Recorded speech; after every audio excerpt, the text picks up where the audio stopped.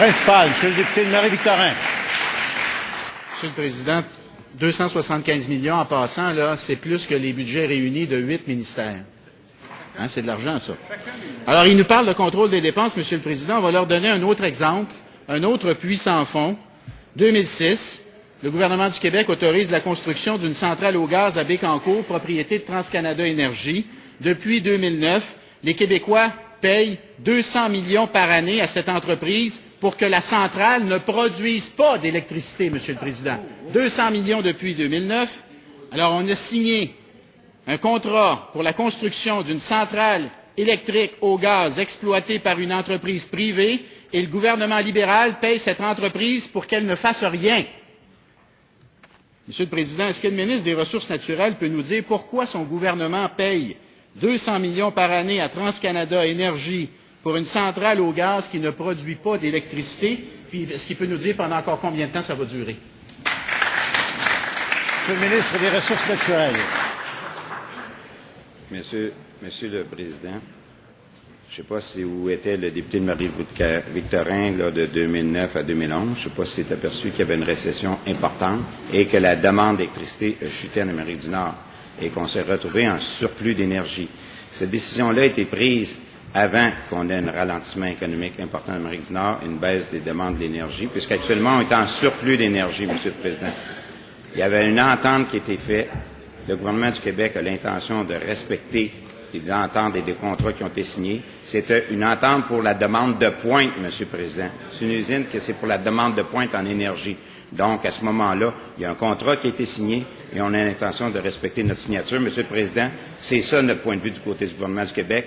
On ne veut pas être dans une république de bananes, comme propose le Parti québécois, dans leur vision de souveraineté, de renier les signatures, de renier les ententes d'Hydro-Québec avec qui que ce soit, Monsieur le Président. Première complémentaire, Monsieur le député de Marie-Victorin. Président, le plus insultant dans ce contrat signé par les libéraux, c'est qu'il faut payer plus cher chaque année. Année après année, Monsieur le Président, il faut indexer, imaginez-vous, l'argent qu'on doit leur verser. C'est-tu assez incompétent à votre goût, ça? Non seulement on paye 200 millions, mais on paye 200 millions plus l'indexation. Alors, on veut savoir pendant encore combien de temps on va payer ça, puis la facture totale, en bout de ligne. Ça va nous revenir à combien? Ça va revenir à combien aux Québécois, ce contrat-là que vous avez signé? Qui répondent?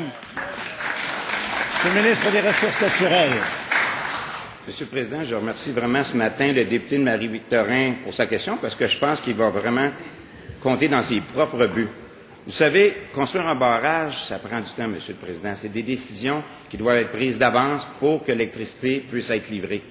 Or, avec la négligence au niveau du choix de l'hydroélectricité, il y avait en fait sous-estimé les demandes.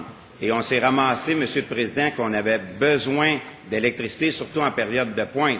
C'est parce qu'ils n'ont pas voulu investir dans la filiale d'hydroélectricité qu'on a dû, nous, avoir des ententes avec la compagnie pour pouvoir donner de l'approvisionnement d'électricité, surtout en période de pointe, Monsieur le Président. C'est leur négligence. C'est ce qu'ils ont fait dans le secteur de la santé, c'est ce qu'ils ont fait dans l'hydroélectricité. On doit payer pour leur négligence, Monsieur le Président. Deuxième complémentaire, Monsieur le député de Marie-Victorin.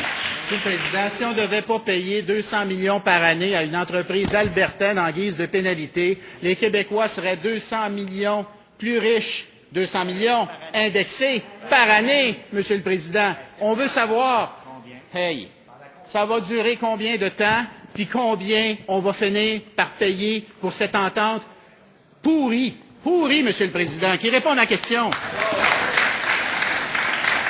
Monsieur le ministre des Ressources naturelles. Ce que je trouve vraiment pourri, c'est le fait que le gouvernement précédent a négligé le développement de l'hydroélectricité parce que ça prend du temps avant qu'on puisse construire un barrage et avoir les premières livraisons d'hydroélectricité, Monsieur le Président. Parce qu'ils ont négligé le développement de la filiale, on a dû avoir recours. J'ai très bien entendu la question. Monsieur le député d'Herchère, Monsieur le député de Richelieu, Monsieur le député de Jonquière, je vous entends. Trop. Monsieur le ministre On est habitué à leur changement de 180 degrés. Dans les années 70, eux autres, ils voulaient construire un chapelet de centrale nucléaire le long du Saint-Laurent. Maintenant, ils n'en veulent plus du tout. à la fin des années 90, ils ont négligé le développement de l'hydroélectricité. On a dû recourir à cette compagnie pour fournir de l'électricité en demande de pointe avant la récession. Il y a une récession mondiale. Maintenant, Monsieur le Président, on va respecter notre signature avec l'entreprise.